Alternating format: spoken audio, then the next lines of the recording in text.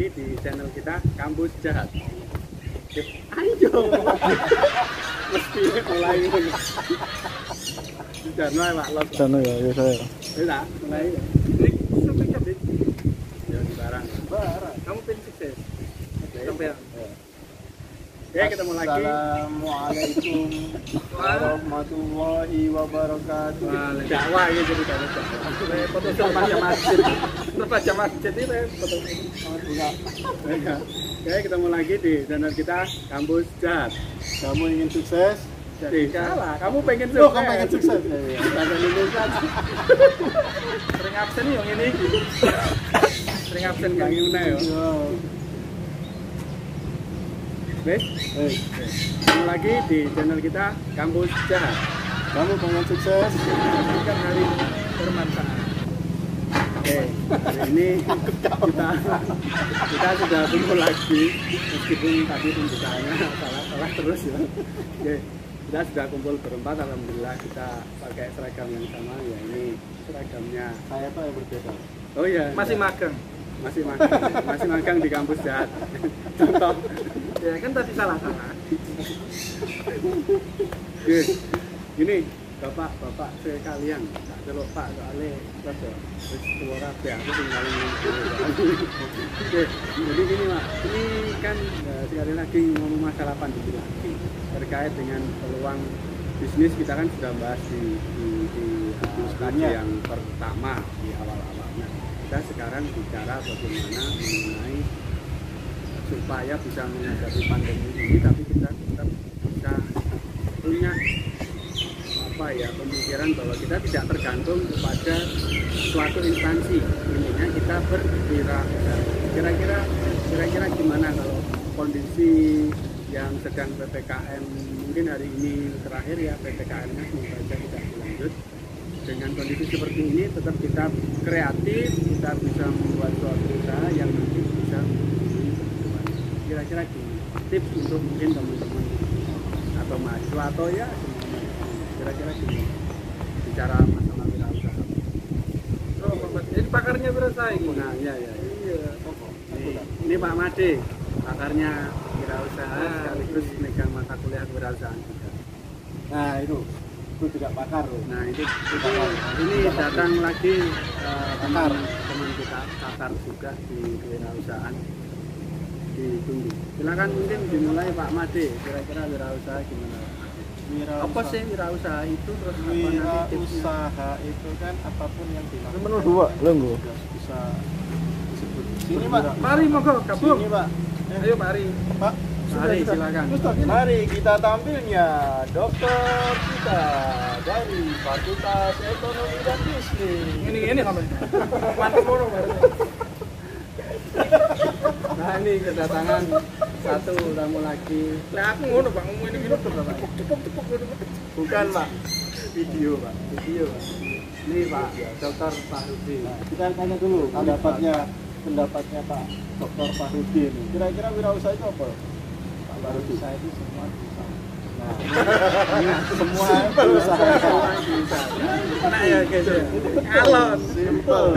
Semua diusahakan. Semua diusahakan itu ya berwirausaha. Oh, sudah pengalaman gini kayak. Alon nyelkit. Ayo lanjut Pak Ari. Terus yang diusahakan apa Pak? Semua diusahakan. Wirausaha di era pandemi ini Pak Ari, gimana enaknya Pak Ari? Jadi dari pendapatnya Pak Ari itu memandang kewirausahaan itu penting nggak di era pandemi? Apa Pak? Coba. Aku refleks kok. Apa ini di? Moga-moga Pak Ari. Ya, penting Pak, karena semua hampir semua sektor ya itu mengalami penurunan. Terus kita menyatakan pada kenyataan bahwa kita harus tetap survive. Nah, itu survive. Nah, Ono lagu deh. cuma memang profesi dosen ini versi masyarakat kan profesi yang levelnya tinggi, derajatnya tinggi, amplopnya tinggi. Very high in the sky. Syukuri. Apalagi kan sudah jadi asesor, itu kan. Wah, ini perdebatan sedikit gimana ini? Videonya tersinggung. Lanjut. Terus dosen yang sangat sibuk itu jadi bisa waktu ya. Tapi yang tidak seberapa sibuk menurut saya harus dalam tanda petik lah disunahkan berwirausaha.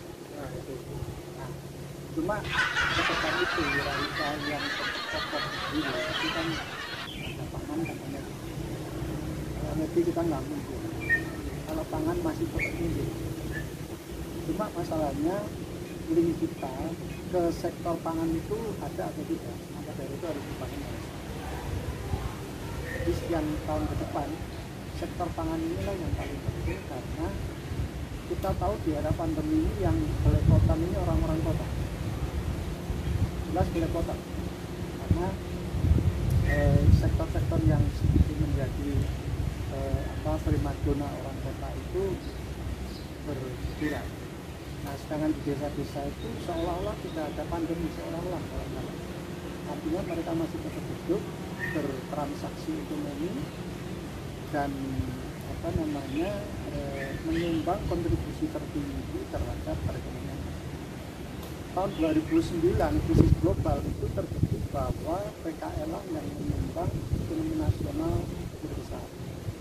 Itu 2009. Tahun 98-99 krisis ekonomi kita itu sama PKL. Ini yang harus kita pilih untuk berwirausaha khususnya para jadi di sektor UMKM-nya itu ya memberikan sumbangan di ekonomi Pak. Betul. Jadi jangan takut berwirausaha ya. Karena itu tulang negara salah satunya mungkin itu, tapi tidak tahu apakah itu semua atau enggak ya. Kita lihat. Ya soalnya kan ciri khas orang Indonesia yaitu UMKM itu tadi yang harus dikembangkan menjadi usaha kecil menengah UKM, dari UMKM menjadi UKM baru menjadi selanjutnya sampai tapi ngomah mana ya Pak?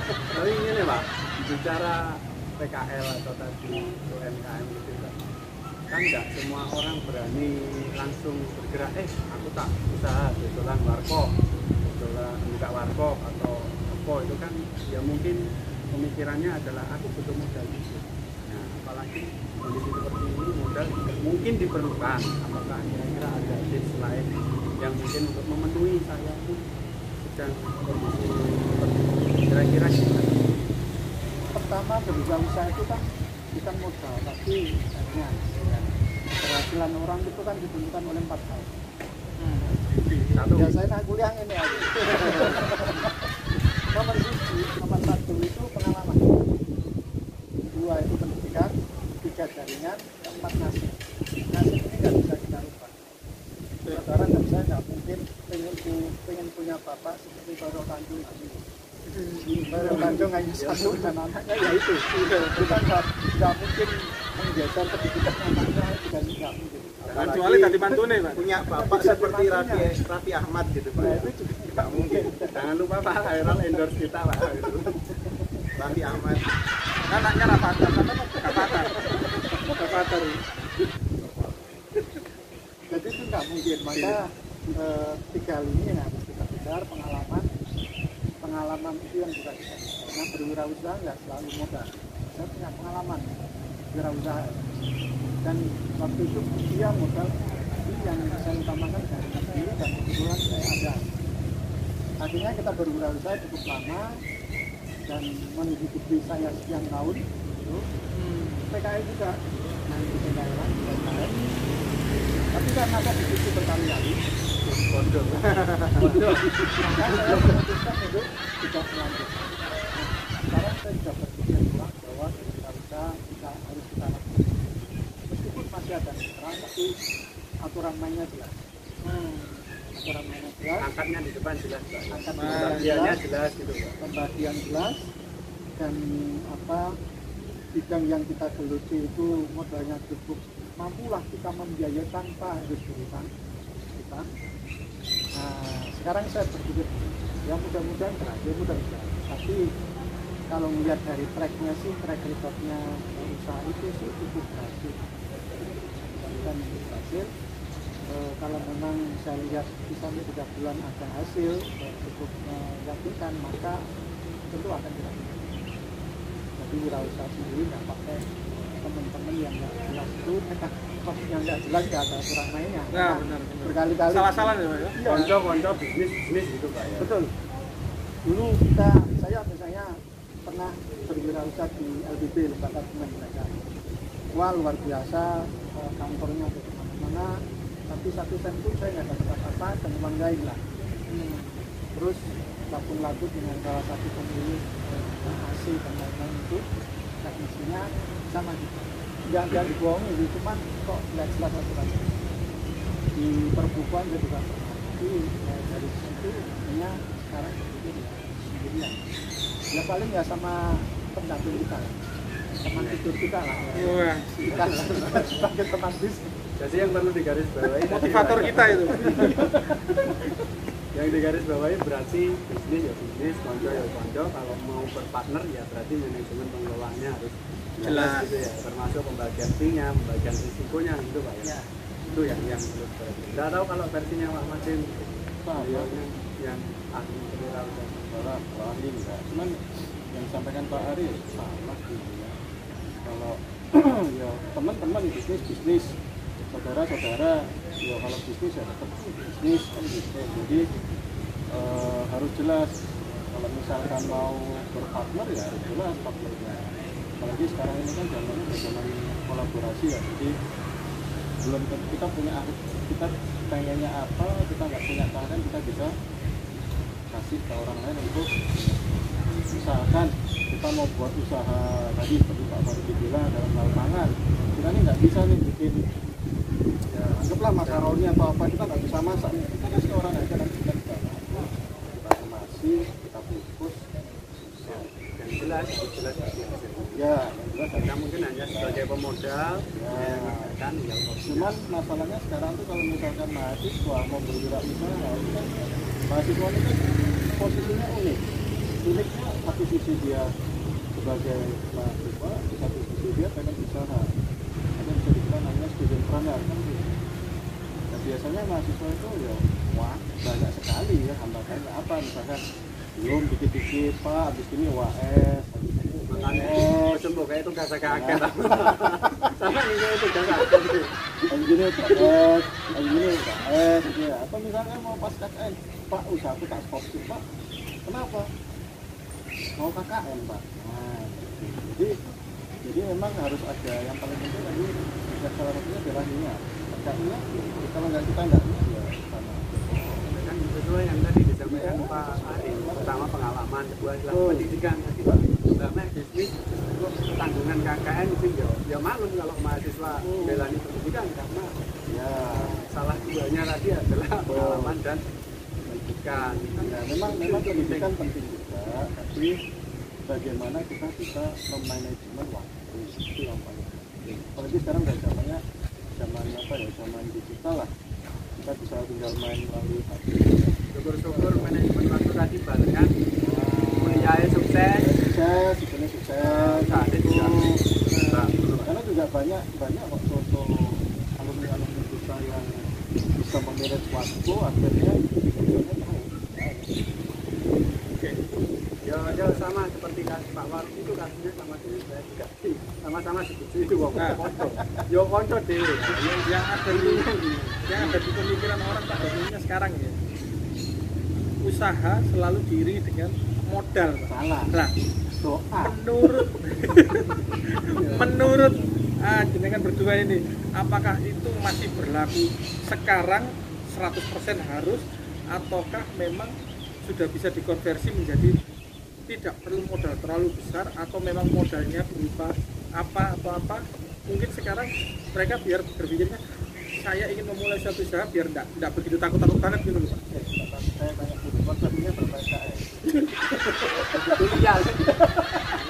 Angel. Ya itulah tadi sudah dijawab Pak Ugi, yang ketiga adalah jaringan. Nah, itu nggak perlu ya. Jaringan nggak perlu. Ya memang atau duit perlu. 3G Pak.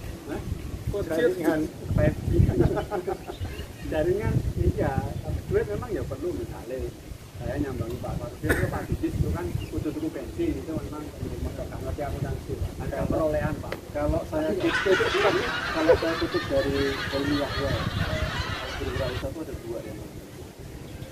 Satu networking yang tadi Kak Pak Farudin bilang, satunya adalah trust. Kepercayaan. Kepercayaan, ya kayak Pak Farudin sama Sandra tadi kan Dibujuki wong. ya, karena nggak ada trust, nggak ada. Itu terlalu percaya mungkin. Sajane percaya iku makanya To trust. terus dibujuki. Apa trusted? Wes. Kalau Sangat modal percaya. sih, kalau saya antara iya dan enggak. Iyanya ya kalau misalkan mau bikin usahanya bisa dapat itu.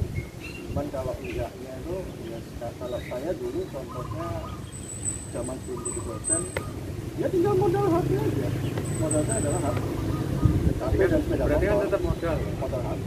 Cuma kalau Pak Farudin tadi kan kalau bisa usaha sendiri ojo sampai utang kan ben enggak kaya itu Pak ya gorimin Pak. Kalau Aleri gimana Pak Aleri? Jadi tadi belum ada usul mungkin belum makan itu Ngempet deh.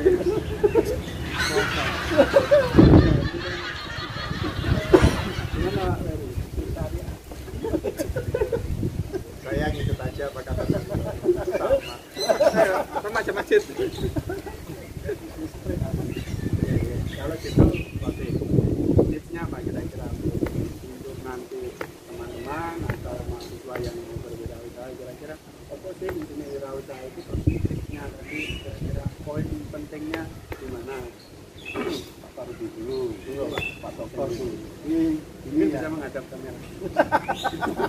Jadi Sampaikan gini, tangan Pak kalau menyerap Pak. ya, kita itu sering lupa bahwa jaringan itu bisa dibentuk lewat beberapa model yang sudah ada. Tapi saya ingat, kalau saudara punya bisnis itu, alangkah lebih baiknya sekian persen kasih ke orang lain. Kan hanya 2,5%. Kalau 2,5% masih kurang, tambah 2,5%. Atau pakai perpuluhan versi teman-teman di Nasrani itu kan perpuluhan 2,5 yang wajibnya 7,5 itu ya itu sebenarnya jaringan kita. Nah 2,5 kepada yang berhak, 7,5 bisa kita bagi-bagi misalnya kepada kalau kita punya karyawan atau mitra misalnya punya karyawan 2 orang, 3 orang 2,5 dikasihkan pada mereka insentif. Masih ada 5% kasihkan pada kanan kiri. Itu jaringan. Nah kalau ini diterapkan, saya kira jaringan kita nggak akan pernah putus. Kita terus akan punya jaringan selama kita masih. Nah, itu yang sering dilupakan orang. Itu ya, perpuluhan gitu ya, istilah Soalnya mungkin makanya ini kan usaha itu berdiri nggak perlu tak bagi. Tidak apa-apa. Mungkin pemikirannya gitu. Itu juga nggak apa-apa, itu sah-sah saja. Dari YouTube itu kan memang sah-sah saja. Ya. Tetapi jaringan nggak terbentuk. Ya. Dengan kedermawanan kita itu membuat orang itu nggak akan pernah lupa. Apalagi orang-orang yang benar-benar hidup dan punya hutang banyak. Itu kalau kita bantu lewat jalur itu kan luar biasa. Kenapa kok salah satu merek itu bisa melekat di hati masyarakat? Karena salah satunya ya menurut saya ya karena proses produksi lain di dalamnya tentu ada unsur tadi itu ya. Iya, sekarang itu apa? SL ya. Itu istilah apa namanya? Ilmunya, istilah yang lain yang boleh lah pertemuan. Nah itu saja. Tapi ini kalau yang sudah jalan ya, yang belum jalan ya jangan dulu. Kalau sudah jalan ya Kalau yang belum jalan, yang mau memulai saya kira tadi modal kita pilih dulu, pertama jaringan dulu dan yang membentuk jaringan. betul yang berikutnya keilmuan kita di bidang itu. Nggak mungkin kita bergerak di salah satu bidang tanpa punya ilmu. Iya, misalnya saya mau bisnis di bidang keuangan nggak ngerti keuangan jelas, ya lucu. Maka di bidang itu harus ada kemampuan selain jaringan tadi, pendidikan tadi, ya, atau ambil di pengalaman. Karena dari situ kita akan apa namanya mampu berwirausaha selain Iya, benar. Benar. Nasib jangan diukur. Nasib dan Dewi Fortuna ya, Pak ya.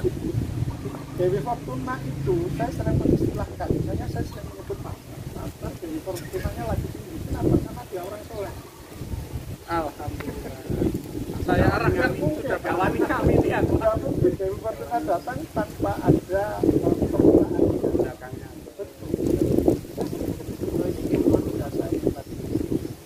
Istilah hitungan orang Jawa itu lagi beruntung kok berarti ono mandi lagi beruntung Terus-terusan, Pak. istilah orang Jawa itu kan gantian Pak. Kok dukun sampai. iya ada hitungannya yang lagi bagus. Nah itu artinya Rodanya lagi di atas ya, Pak. kemurahan Muteri. ya, kemurahan Roda keberuntungan. beliau itu memang bagus. Jadi beruntung tidak begitu. Proses. Ada sebuah proses yang itu dikonsisteni sama orang tersebut dan jadilah dia orang. Penting. Sudah mengarah. Ya, soleh dan beruntung itu Saya tidak berani mengamini. Oke, Les, soleh. Soleh dan beruntung, bukan Abdul dan beruntung. ya bukan Pak Made mungkin ada closing lagi untuk yang penting satu mungkin lihat kamera. yang penting satu link tadi, dua trust, yang ketiga adalah yang pertama adalah niat, kemudian networking atau link, dan yang terakhir adalah trust. Ya, dari yang percaya tapi Jangan terlalu nah, pokoknya udah sampai dibujui lah. Terus pengalaman dibujui, pengalaman ini dari Pak Ferry. Hidupnya Pak. Hidup jangan itu Pak. Bangun. Buat tadi buat nomor 2 pendidikan Pak. Ini kan buat penting. Kalau saya sama seperti senior. Itu sebenarnya beda Pak. Pak ini kan pernah Oke, jadi. sekian di kampus jahat. Ayo tak. Saya sebagai junior manut sama senior. Itu ya, itu tadi yang dari teman-teman semua tipsnya mengenai wirausaha itu bagaimana, fondasinya untuk wirausaha bagaimana, tipsnya bagaimana. Kalau saya hanya satu tipsnya saja, yang penting berani beda dengan yang lain. Itu selain kepercayaan, selain pendidikan tadi, pokoknya berani beda. Tapi beda dalam konsep yang positif, seperti tadi mungkin pengusaha beda yang mungkin itu usahaku ya sudah saya kan nggak perlu sedekah, nggak perlu apa, nah, itu mungkin konsep yang lain. Tapi kita konsep yang lain mungkin dengan cara membagi 2,5 untuk yang tidak mampu. Salah satunya adalah selain sedekah juga membangun dari. Saya kira itu saja untuk hari ini, itu tentang wirausaha, usaha dan sebagainya. Jadi semoga itu bisa bermanfaat buat kita semua dan buat kalian yang ingin Buat membuat sobat kampus sesuatu. jahat. Terima kasih sudah melihat channel kita. Sampai ketemu lagi di channel kita Kampus Jahat. kamu pengen sukses, Jadikan hari bermanfaat. Jangan lupa like, komen, share, dan subscribe. Terima kasih. Nah, jam berapa Pak?